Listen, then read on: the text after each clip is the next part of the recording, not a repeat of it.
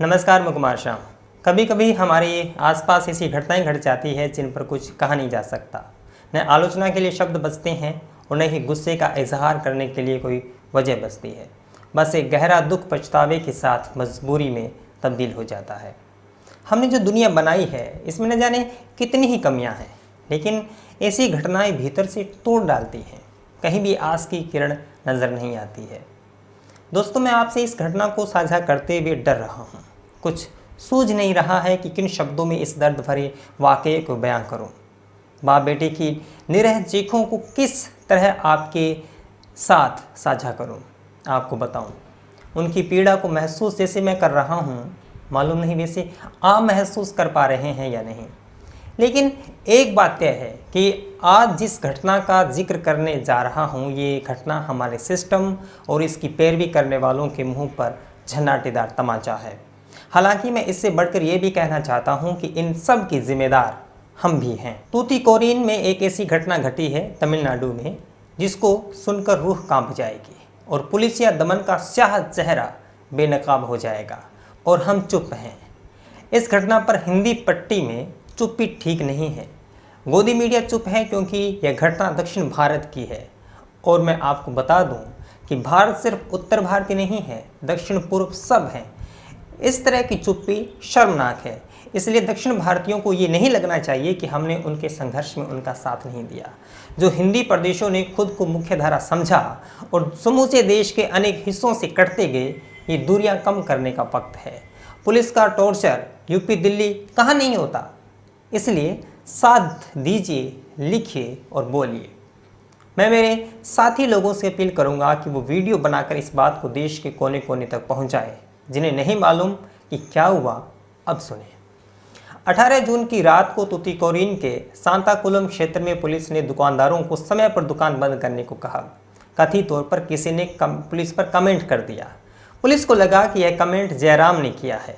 Police Jairam को, जो कि 59 साल के हैं, थाने लेकर चली जाती है।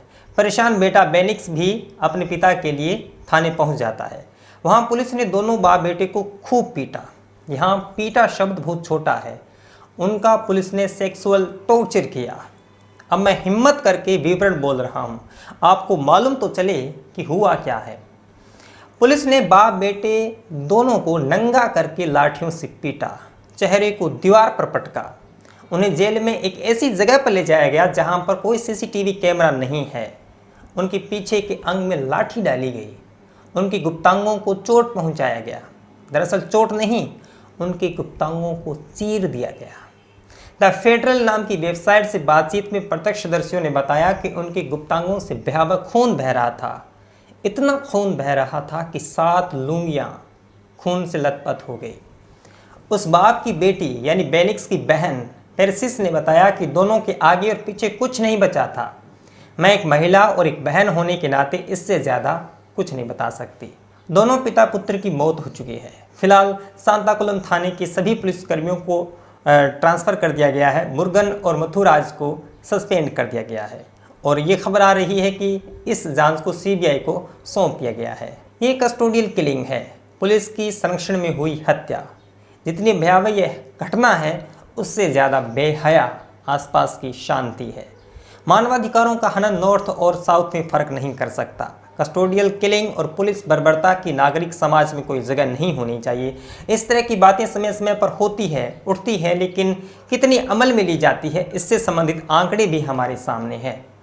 एक रिपोर्ट ये कहती है कि भारत में पुलिस की कस्टडी में सिर्फ 2019 में 1731 लोगों की मौतें हो चुकी है। ये महज एक आंकड़ा भर नहीं है, बल्कि ये जिंदगियां हैं जो पुलिस ने अपने तहखानों में बंद करके मार दिया। किसी को राजनीतिक प्रेशर में मार दिया तो किसी ने उनसे शिकायत कर दी इसलिए मार दिया। पुलिस का यह चेहरा बहुत ही क्रूर है, जिसकी जड़ें बहुत गहरी हैं। और अब इस क्रूरता को राजनीतिक आसरा मिल जाता है तो इसकी बर्बरता बढ़ जाती है। इस बर्बरता को हमारा ही संरक्षण है, क्योंकि हम बोलते नहीं हैं। गांधी जी कहते थे कि अंग्रेजों के बाद अंग्रेजों जैसी व्यवस्था रही तो आज़ादी का कोई मतलब नहीं है, बेमानी है। भगत सिंह कहते थे कि गोरे अंग्रेज अगर चले भी जाएं, उनकी जगह अगर काले अंग्रेज आ गए तो क्या फ़ायदा। उन्होंने जो कहा था वो आज है और इसे कोई बदलने की हिमाकत नहीं करता।